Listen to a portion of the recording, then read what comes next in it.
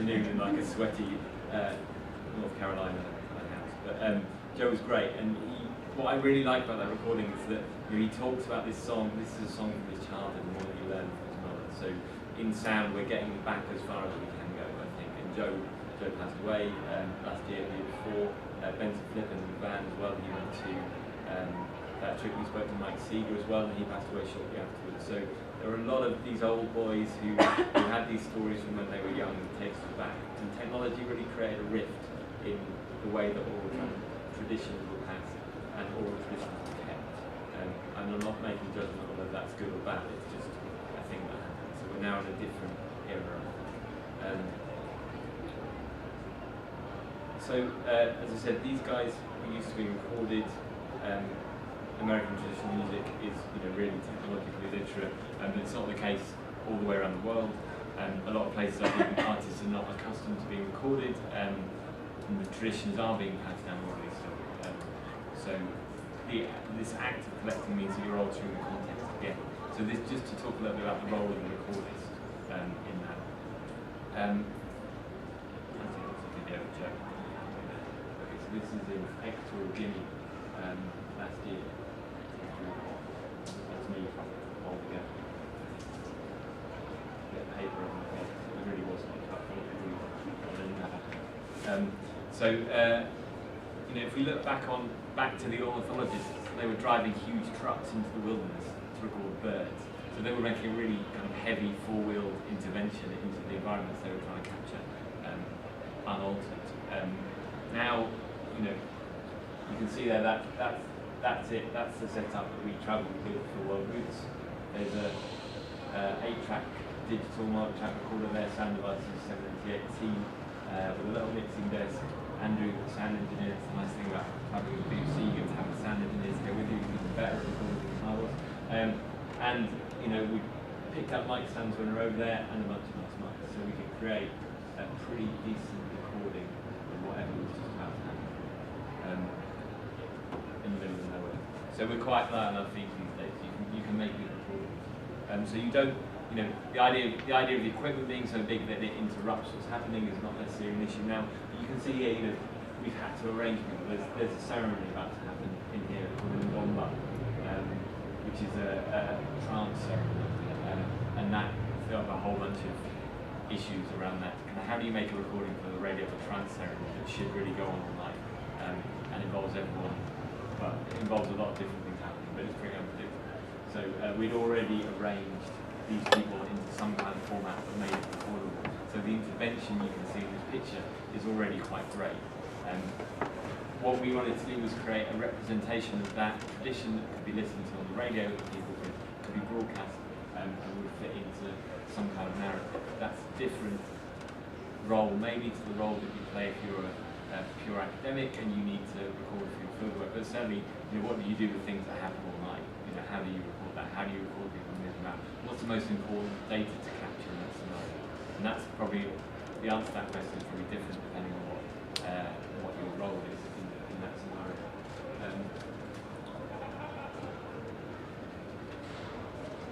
So this is just down the road, and this is a really brilliant tradition called Abakuya. It's condensed because it's a really long story. But the Ekpe were a leopard cult in Nigeria, and they sold some of their fellow countrymen into slavery to the Spanish, to Cuba.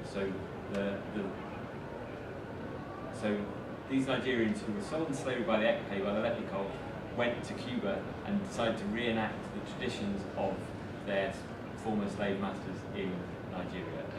And they formed a cult called the Abakuya, which is it's like kind of a power system. It's all male. There's big costumes. There's dancing. It's really interesting. But that was in Cuba, and then the slaves were freed in Cuba, and they were deported back to Spain's only Spanish colony, which at the time was Equatorial Guinea. And Equatorial Guinea, if you don't know, has an island bit and a mainland bit, and the island bit is even more interesting because the British tiff with the Spanish, and they started putting people there for Sierra Leone, and it all kind of moved around. So it's an interesting place to be. But so the freed slaves from Cuba come back to the island of Bioko Sur in the Gulf of Guinea, where they start to work they form part of the society there, and they keep up the abattoir, this tradition that they've taken from the slave masters in Nigeria via Cuba. So it's already transformed. It comes back to the Okafor, and then workers from the mainland come over to the indentured labour on the cocoa plantations on this island. Right, it's good to look somebody.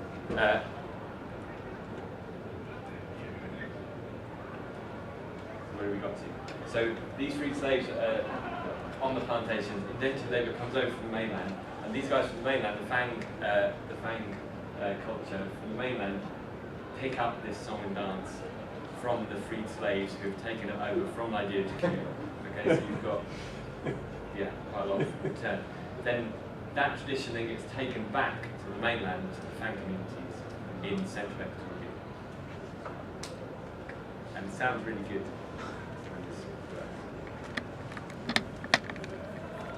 So this was a tradition, this is one of the few traditions I've recorded that we're pretty sure hasn't been recorded before. So that was like super exciting. And we worked with ethnomusicologist called Isabella Darren-Vladi, who's Spanish, whose father, she was born in Ecuador, so she was able to perform this.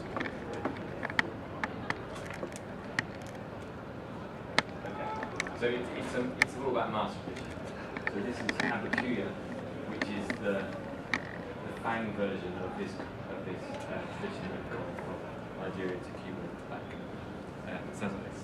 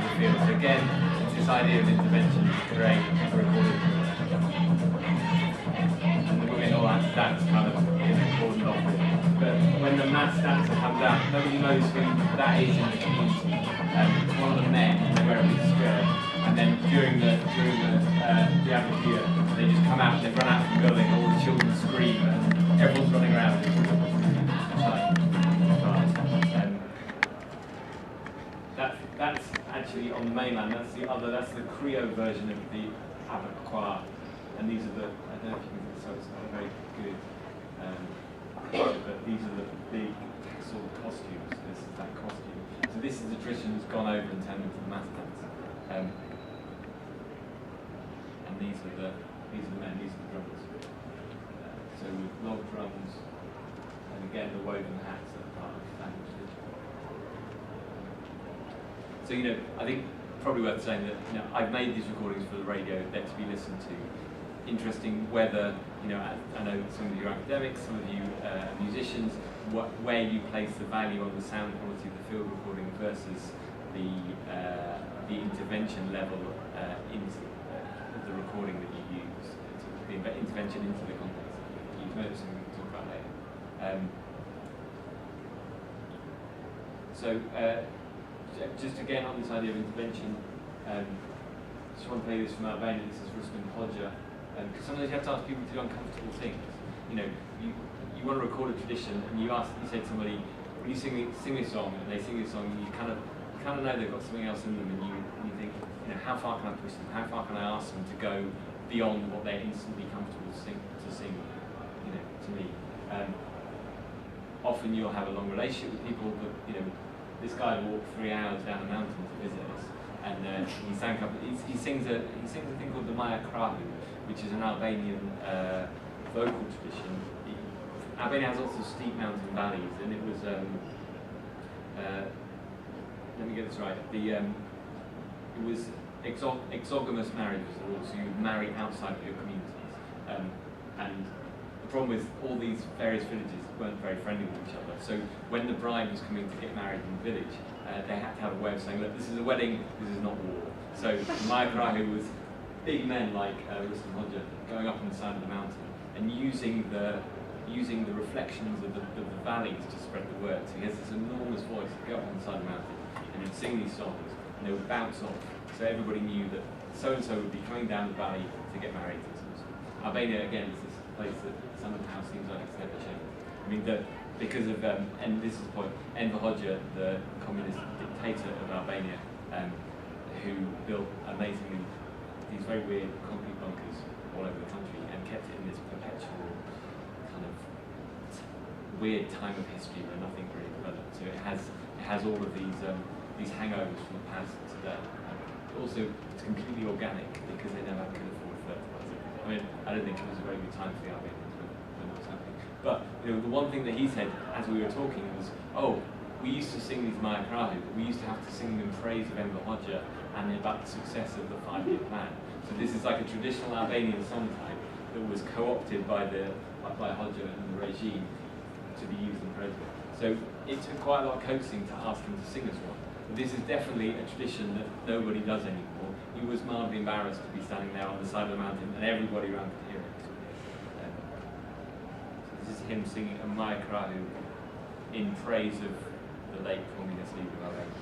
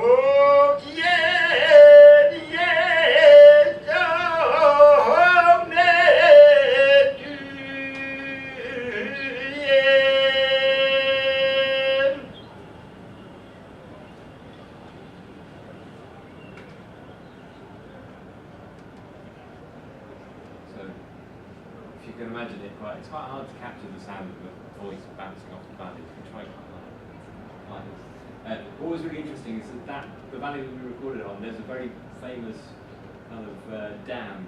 People would go up and there was a cafe by the dam in this valley. It's beautiful.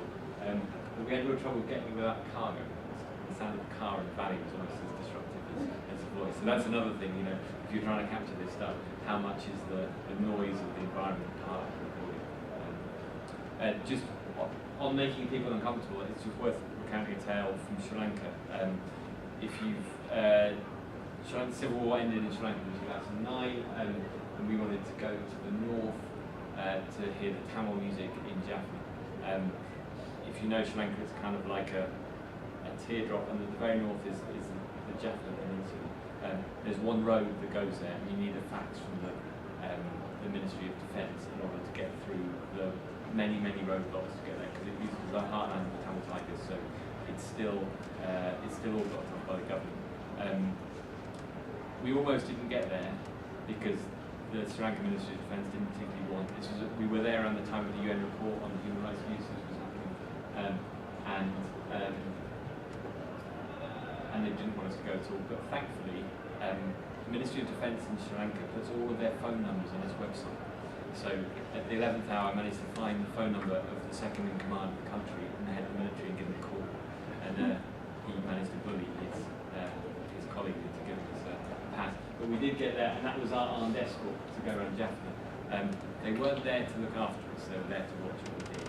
And one of the musicians, a violinist called Radha Krishnan, we turned up to talk to and then to plan a recording with. 5 minutes after we left him, we got a phone call saying that my local police station had just called and said, "What are you doing with foreigners in your house? You're going to do this with us, report to us now." He was absolutely terrified. So we had to get these guys to turn around with us and go to the police station and get our army captain to pull rank on the local police force to get them to leave this guy alone. And I say this just because whenever you're recording, and most of the time probably in London it won't be an issue, but you know, one has a duty of care to the people you're asking to sing for you or to play for you. And you know, this was obviously quite a unique situation, but this felt very close to the line, where by wanting to collect, you were putting somebody in harm's way. We kept in touch with Matt, it was fine, so it was okay. But it was one of those things, you know. Again, you go into a scenario and you want stuff from somebody, and sometimes that can have an impact on their lives, especially for the BBC, because you're on. So ethics is the other big thing I think that is worth thinking about. You look back over field recording history, and there's some interesting ethical dilemmas in the history. And I don't want to go through all of the field recorders in the past and pick up on their issues. But you know, if you turn up with a recorder and you're making a digital file and the internet exists, then people are going to start asking questions. We were in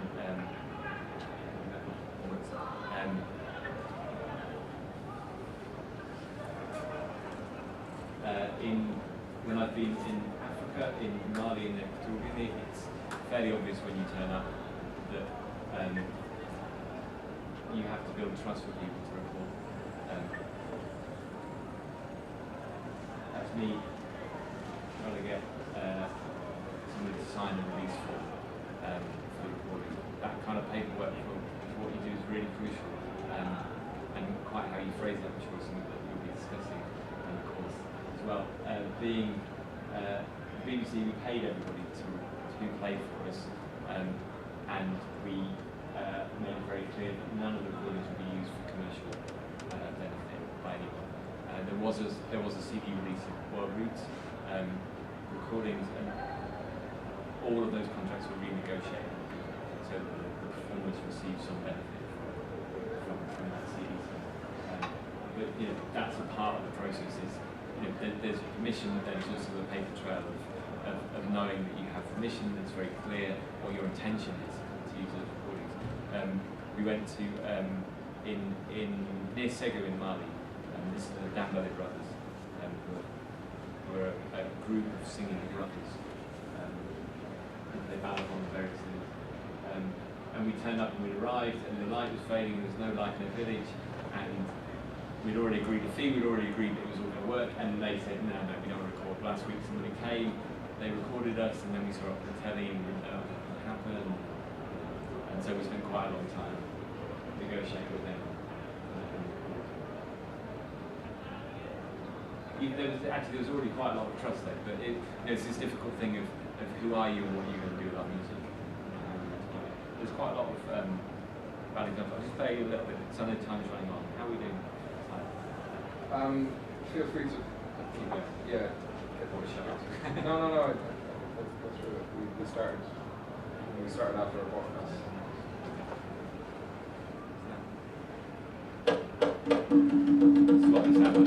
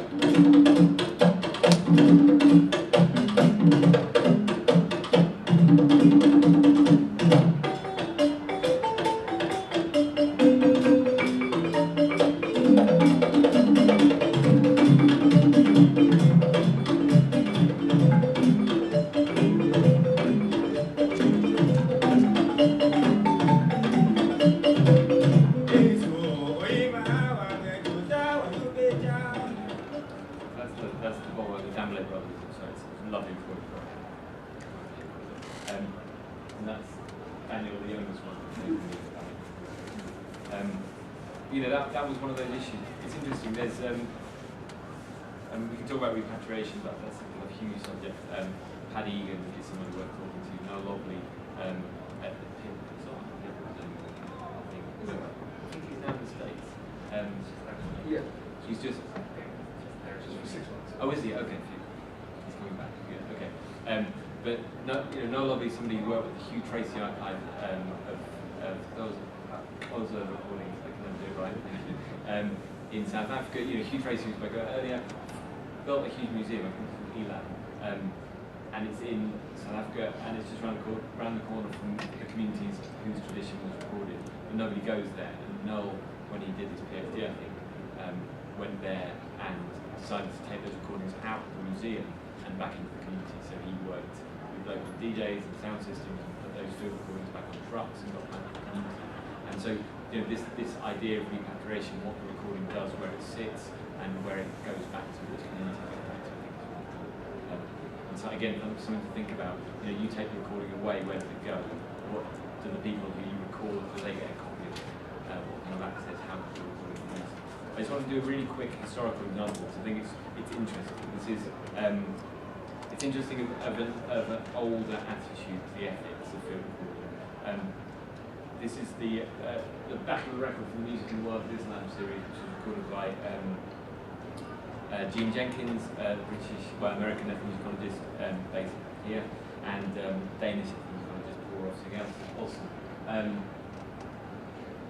She wrote this letter to the people involved in this record in 1976, saying, obviously, so these are the people she recorded for the series. Obviously, an anthology of this kind rules out the possibility of royalties being paid to individual musicians, because the sales do not normally approach the point where this is commercially feasible. If I were to share with you royalties receivable in your 3.5 minutes and the like expected sales, it's unlikely that you would get more than £15 or £20. But I'm sure you would find the money useful. I'm prepared to offer you £50 for full and final settlement for the use of your 3.5 minutes. As under no circumstances will Tangent Records be liable for any payment whatsoever to individual musicians.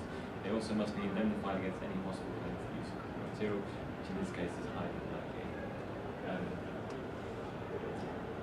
So, take from that what you will. Now, Gene Jenkins is an incredibly interesting field recordist. I think this was typical of recordists of this period, so this is not by any means to demonise her particularly. The reason I bring this up is because her recordings from the series were used on a record by Brian Eno and David Byrne, My Life in the Bush of Ghosts, which was released in 1991. I think was one of those seminal kind of pre-world music global fusion albums. I'm sure a lot of you know it. Peaked at number 29 in the UK album charts and went on to number 25 year re-release in between. Stephen Feld is the person who's done all the research on this. It's worth checking out his writings on this, because he talks about the idea of schizophrenia, which is the splitting of a sound from the source. And in relation to this, because there's one track on this album called Quran, which was featured a field recording of an Algerian Quran recitation in a musical context. It was taken off the reissues. The 1994 reissue came just after Salman Rushdie's Satanic Verses Fair, and the Quran track was taken off that record. It sounds a bit like this. I'm just playing it up so you get a sense of it.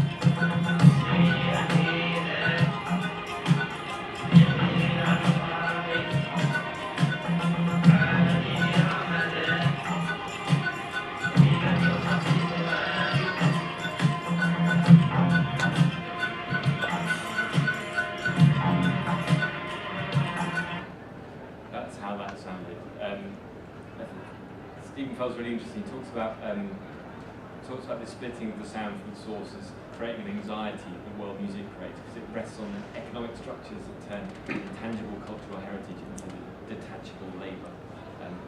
There's a lot more in this argument to be unpacked than we can do here. But I just think it's interesting, if we're thinking about the ethics of field recording, that Gene Jenkins quote in full, in full and final settlement for anything. Nobody were, those recordings that were settled in full and final payment, they went on to earn Brian Eno and David Bowie quite a lot of money, and they recognise this isn't the only example, but it's an interesting one just as we think about what where your field recordings could possibly end up, and what your obligation as a field recorder is. I'm not sure I have all the answers, but I think that's a saving. So, in a digital landscape, how do we ensure access whilst preventing exploitation? How do you build trust amongst communities? How do you create grassroots interest in preserving traditions in a way that people feel empowered to do it themselves? This is, in my mind, this is not just about us. This is about the communities that we're recording.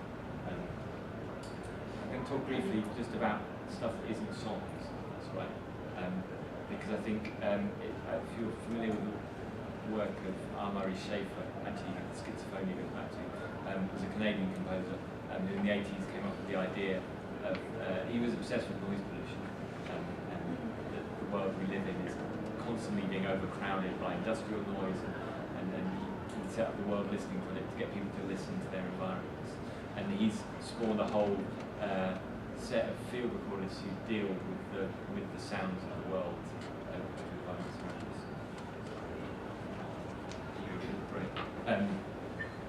And he's interesting because I think often when I've been abroad, the sound, the oral context within which the music is placed is really, really interesting, and it is sometimes as valuable as the songs themselves to hear the sound. In Equatorial Guinea, the chap who I was signing the contract with, him played the mbet, which is a very ancient, I can't even remember what it's called, how to describe it. It's like a musical bow that has 4 strings that are taken from the skin of the bamboo, and it has 2 chords at either end that amplify and pluck it. But that recording was done by road, and along that road, every 5 minutes, a huge lorry driven by a Chinese labourer would go with logs from the forest from just behind. So that the context of that recording is we could have made a really clean recording of the mbet and said, okay, we've got the Variang, we've got this ancient tradition, and it's beautifully done. But if we'd ignored the trucks going past, we would have ignored the fact that that tradition is massively under threat, that country is changing, that these guys live with the trundling lorries of the Chinese logging trade, and the fact that the country is changing. The infrastructure. Those non-musical noises are often as important. And I just played 2 short clips from film recorders, so I rate very highly Peter Cusack. This is from Sounds and Dangerous Places project. These are 2 tracks. He's been to lots of different places which we consider dangerous. This is from Chernobyl. And he's made recordings both of songs and also of the environment. In Chernobyl, you still have to wear a little radiometer to check what the radiation level is. And this first one is called, I think it's called Squeaky Gate and Radiometer.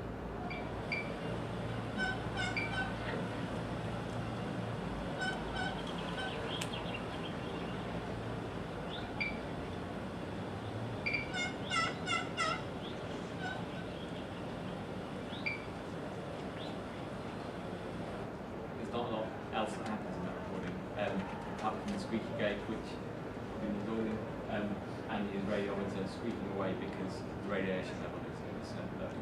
This is, here we're talking about context, we're talking about the natural environment, the built environment, and the legacy of a man-made disaster on the environment in sound. So unpack that, maybe for a different kind of research. Here's the song he recorded as well. This is I think it's called The Beautiful Village, this song, and it's about how the woman, and she still lives in just outside the Chernobyl exclusion zone. It's a folk song about how wonderful it is to live in this village. It has a slightly different air when you know it's from Chernobyl. Рідне село, тишиною лугів, і роздоллям небес, і піснями гаїв, і полями, де сонячне світить чоло, і полями, де сонячне світить чоло, і хлібом, і цвітом, і прадідом, дідом гріє душу село, моє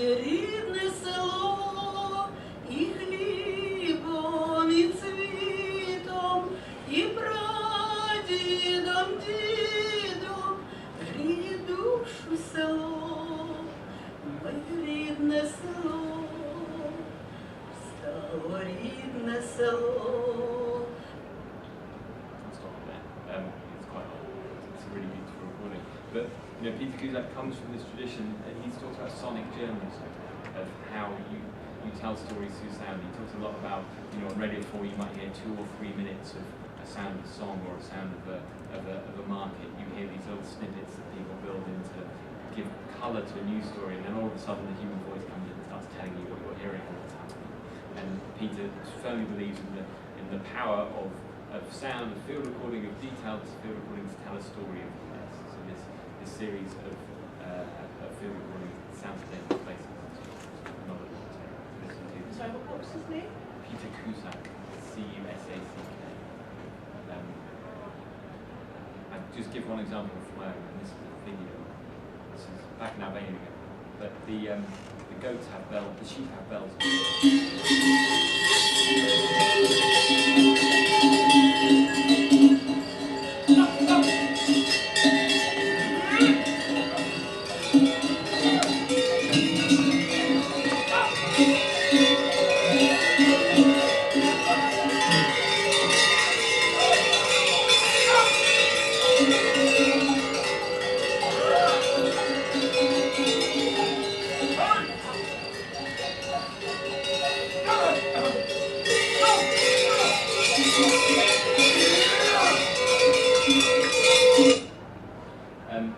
Albanian shepherds spend an awful amount of money on the bells that are around their sheep necks, and they're tuned. So we had to stop the car. We thought, what on earth is that noise? We jumped out and started recording this. The next valley we met another set of shepherds, and it turned out this one day was the day where the shepherds moved their sheep up the hill, up the mountains, and we caught them on this day. And this guy was just telling us that they spend all the winter with the sheep, and they like the way it sounds, so they spend loads of money. I think they buy them in Greece, and they're tuned in a specific way in that part of the world. So there's these non-sounds when you're thinking about recording. Sometimes you think, I want to get a song like that, I want to get a song for that lady, I want to get them in this context. But actually, the non-musical sounds around them are sometimes worth thinking about as to how you build them.